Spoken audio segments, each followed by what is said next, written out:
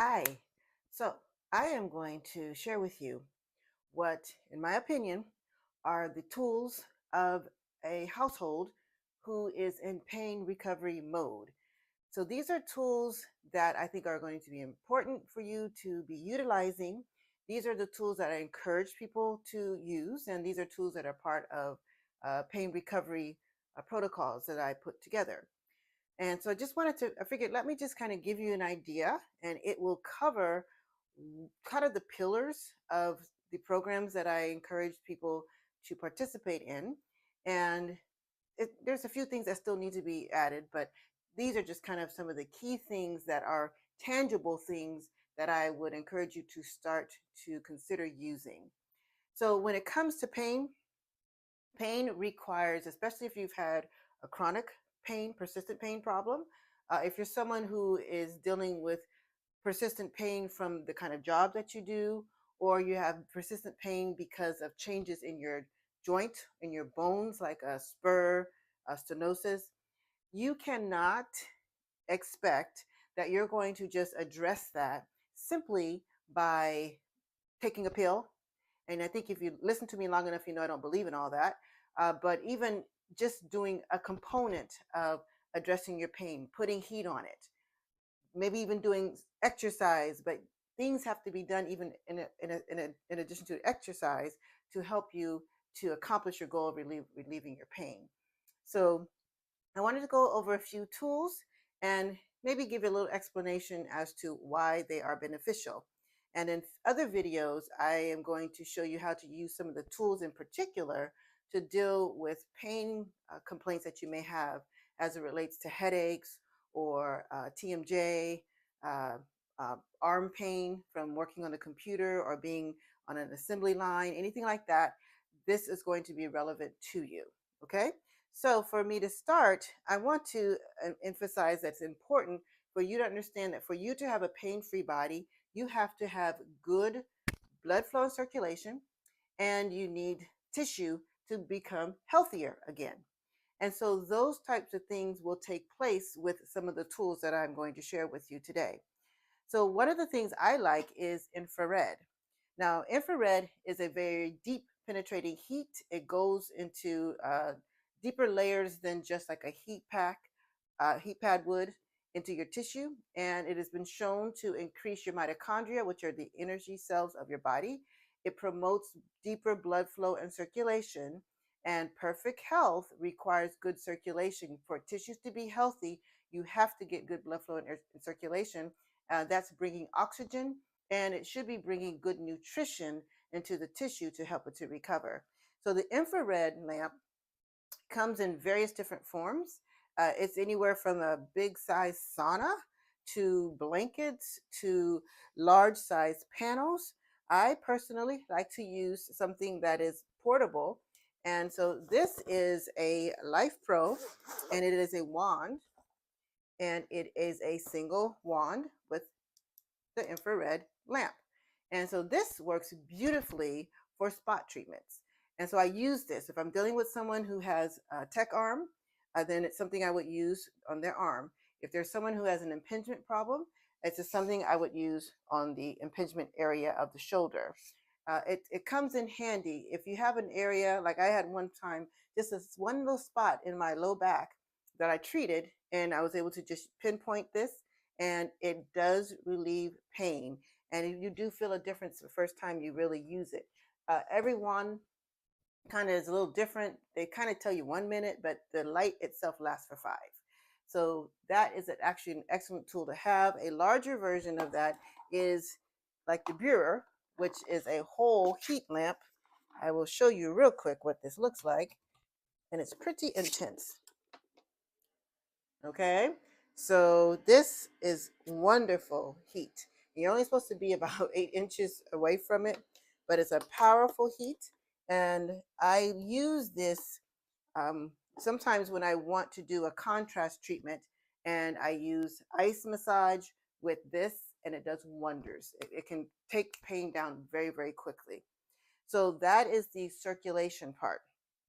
Now, the other thing when it comes to having good circulation in your tissue is that the tissues themselves, and we're talking about the muscles right now, the muscles themselves have to have a certain degree of suppleness and firmness. Okay, so there's strength that should be behind the muscle. But what happens is we get knots in our muscles or we get ropes in our muscles, and these are your trigger points. And so when you have trigger point problems, you're going to find that many times you either are going to have just this pain that you really can't pinpoint. Most of the time it comes across as achiness, and so your muscles are roped up, tightened up, and they're not getting good blood flow. And that's why I've emphasized getting good blood circulation. So if you're not getting that blood flow, things tighten up, and then and it's a catch 22. They're tight and they're achy, but then they're weak.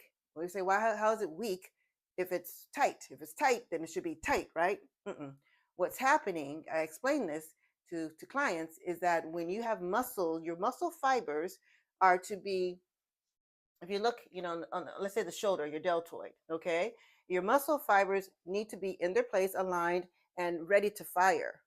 But if you have some of those muscles that are tightened up in a ropey area or that are knotted up, then when you go to, like, this deltoid is part of raising your arm. So if you go to raise your arm and there's tightness in there, you can have pain, but also you have the muscles are already recruited in a spasm. They're already recruited in a trigger point. So they're not available for you to use to fire that muscle in order to move the body part. So hopefully that makes sense. So in order to address that, I encourage people to be familiar with trigger points. This is not really talked about a lot, and it's such a critical aspect of rehabilitating from pain. So there's different tools that you can use for that. And the combination of the tools that you use will kind of depend on what area of the body you're dealing with. And just kind of in general, like, one of the ones I like is the tennis ball and a sock, because this works beautifully for putting it behind the shoulder blade. And the shoulder blade is part of where your rotator cuff is. And many people think they're hurting in this area and that all the problem is in this area. Yes, your pec and your biceps can contribute to this problem, but a lot of times it's coming from the back of your shoulder blade. So when you put this behind your back and you get against the wall, you're able to iron that out with the tennis ball. And the sock helps you to hold on to it, as you see. But you can also use a tennis ball, just isolate it in and of itself, and you can use that, to apply to the arm when you're working different ways, and I'll talk about that in some other videos. But you can also put two tennis balls in a sock and then use that for your back, where you can even, again, against the wall, roll it up and down, you roll up and down, or lie on it. And so again, you're addressing trigger points when you're doing these sorts of self-treatments. The other tools are things like the knobber. And there's various different versions of this, different materials of this, but the concept is the same. And what you're doing is it's when a person can do treatment to you, then, they can use their hands and pinpoint areas. But even to spare my hands, I use these kind of tools, and I teach patients to use these tools as well. And what you can do with this is you get it in the tissue, you find those ropey knots or those balls of knots, and you start working them. And this is a way of starting to release the tissues. The other way is do something like a back buddy. I like my back buddy, and I'll be showing you how to use this for your neck. But because of the hook and everything, you can get that behind and get that anchored into tissue and start to relieve the spasming that's there. I'm telling you all, this is a powerful thing to have. These kind of tools are powerful to have. And so I would encourage you to consider investing into something that is like a hook that we can reach different body parts, and that, of course, can spare your fingers. Now, the other thing I also suggest is that if you were to do your own treatment with something like this, that you have a good product that will help to resolve the inflammation and the pain. And I'll be showing you how to use these as well. And these are from Restore Botanicals. But when you are on this mission of recuperating, you need proper tools to deal with the trigger points. Now, the other part of this is, once you really get the knots dealt with, or if you are dealing with achiness because of limited flexibility, then that's when you want something like a stretch strap. And people are becoming more familiar with these kind of straps. There's different kinds out there. Some of them are pretty similar. This is just a single piece of the webbing, but you can use that, and especially if you have worked on a part. I had a client the other day who had jammed up his hamstring in a very unique spot, and so I could get in there to rope out that, work on that rope, but then taught him to do stretching. So we work the knot out and then he stretches. So that combination helps also relieve pain, and it gets the length back in your tissue, so then you can do the next part, which is strengthening. You cannot recover from pain if you're not strengthening your muscles. It is not enough to rub things on and to put a heat pad on. So many people do that and they think they've accomplished the goal of relieving their pain. No, if the tissue has been under injury, then it needs full recuperation, and the tissue needs to be brought back to its original state. And usually we're talking about some form of muscle involvement, not all the time. But even if it is a tendon, there is some form of muscle involvement that needs to be, again, made flexible and strengthened. So every house should have some sort of strengthening tools. We have our stretchy bands, we have our stretching tubings with the handles on them. We have our power bands, which are thicker. And these, you don't even have to get the real like inch plus thick ones to get effect. I get a lot of good workout with this one. What is it? Not even a half inch, maybe. And but it's very thick, gives you resistance, portable, and versatile.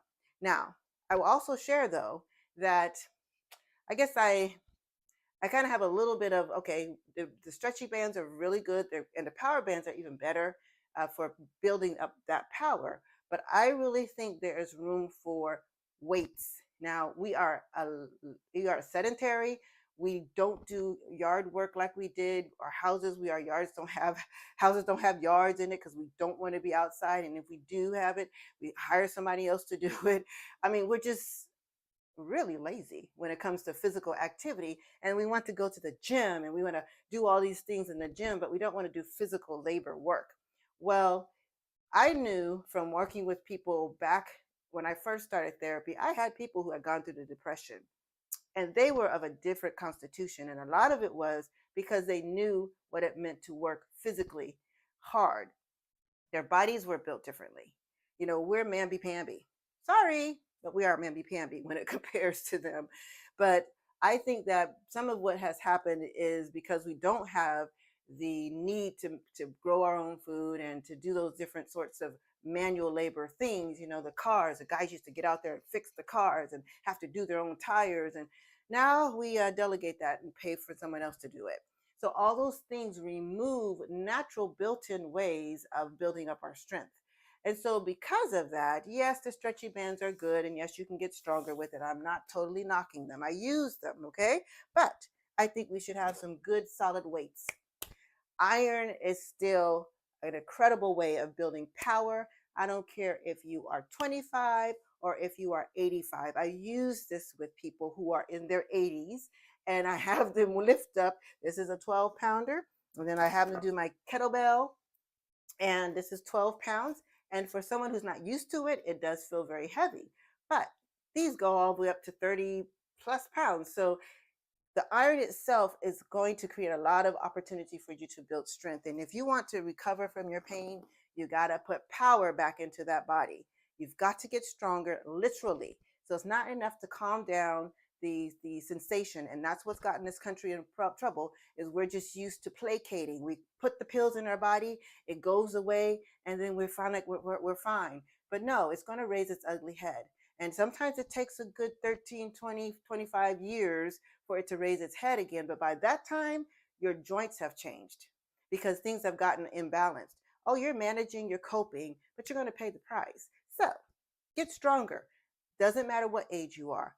If you are hurting, that is your invitation to not only get the pain to calm down, but to build your body up again and make it bulletproof. Now, weights can come in different forms as well. You got the dumbbells, different sizes, depending on your body part. You would need certain tools, but I think in general, Everybody needs to have a set of good heavy dumbbell type weights, a kettlebell, some bands, and then some lighter weights so you can just work your arm portions out better. Okay. Now, so that's kind of dealing with things from the outside. Quick overview. Most people know about hydration. I tell most people now, drink your water, and they're like, okay, yes, yes, I drink plenty of water. Okay, so that's good. So I'm glad that that has improved. But still, and yet we have people in pain. So it's not just a hydration issue, obviously, right? Yeah. So nutrition. So I support juicing and green smoothies. Anybody who talks to me knows that. Now, why? Because it's a way to get nutrition in a dense amount and dense quantity. Understand, you all, again, perfect health and circulation, blood flow has to have its component of blood to be the healthiest it can be. And so if you're going to get your tissues recovered and repaired, you've got to make sure that what that body is moving around through your blood is going to help that tissue to repair. So when you use greens, and I'm hopefully you've heard of this by now, but your greens are just one molecule different from your blood. One molecule. So you drinking greens in your smoothies or in your juicing is going to be nourishing your body. It's going to nourish the tissues. And I think another reason we have such a chronic pain problem is not only because we placate ourselves with just these pills that don't do us any good in the long term, and we don't address the real problem, is that it's also because we do not have tissue that we are healing and recuperating and repairing through proper nutrition. And so I believe in the power of green smoothies. I would encourage you to participate in this in your diet on a regular basis, especially if you're someone who is suffering from chronic persistent pain. Now, I have another product that I'm putting together that is going to be something that would be used in addition to a smoothie, because I think that there's going to be critical for you to uh, find a complete way of building. But in the meantime, vitamin C, just even vitamin C, is necessary for collagen development. I would encourage you, get some vitamin C into your smoothies, get vitamin C rich foods into your diet. And then the other thing is a juicer. This is the Nama juicer. And there's different ones out there. There's slow masticating, which is what the Nama is like. And it is an investment, but I mean, I used this for myself. I used it for my son who had a pretty serious medical condition. And I used it when my kids were younger, and I saw what it did in our bodies. So it's a very potent thing. I do not agree when people tell you that you should not be juicing at all. If you need nutrition in a dense way so your body can recuperate, yes, you can juice. Yes, you need the fiber. That's why smoothies are good. But if you're in the point of wanting the body to get better and healthier, there's nothing wrong with concentrating your nutrition. And it doesn't have to be that this is all you do. It should be a complement. And honestly, I would recommend, if you're going to nourish your body and you're going to drink something, make it a juice that you've juiced. I know it's time consuming, but so is staying in a hospital. So is living in pain. So is not being able to participate in your family events, or not enjoying your vacation because you're in pain so much you're always in the room because you're just so uncomfortable. I mean, you pay for it some kind of way with time. You might as well go ahead and get the time put in a way that's going to help you to improve your health and enjoy your life and your quality of life. So hopefully you will consider getting a juicer, and of course the Vitamix, and there's a Blend Tech. Those are very powerful types of blenders.